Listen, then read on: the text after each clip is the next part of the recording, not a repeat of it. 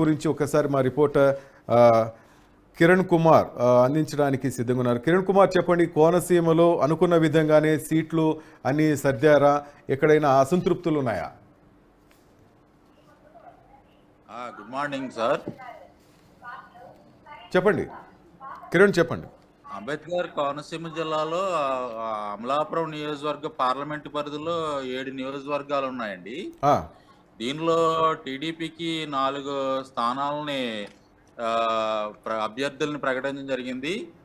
దాంట్లో ఒకటి ముమ్మడివరం నుంచి దాట్ల సుబ్బరాజు, రెండో అతను కొత్తపేట నుంచి బండారు సత్యానందరావు, అదేవిధంగా మండపేట నుంచి వేగుల్లా జోగేశ్వరరావు గారు, అదేవిధంగా గన్నవరం నుంచి మహాజన రాజేష్ ని ప్రకటించడం జరిగింది.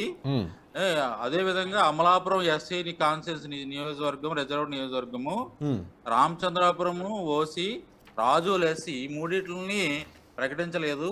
ఇక్కడైతే అభ్యర్థులు జనసేన నాయకులు అయితే ప్రత్యేకంగా అమలాపురం నియోజకవర్గంలో జనసేనకు పట్టున్న ప్రాంతం ఇది.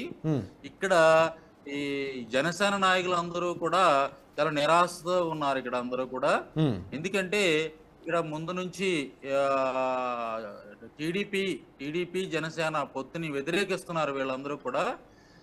అది ఏ విధంగానంటే ఇక్కడ ఈ ఎస్సీ వర్గీకరణ అని కేంద్ర ప్రభుత్వం ఏబిసిడి అంటే మాలా మాదిగ వర్గాలని విభజించామని కేంద్ర ప్రభుత్వంలో ఉన్నటువంటి బీజేపీ ప్రభుత్వం వర్గీకరణకి మద్దతుగా ఇక్కడ బిల్లుని దాన్ని ప్రవేశపెట్టడం జరిగింది. ఇక్కడ ఈ కోనసీమ జిల్లాలో ఏమవుతుందంటే ఎక్కువగా మాల సామాజిక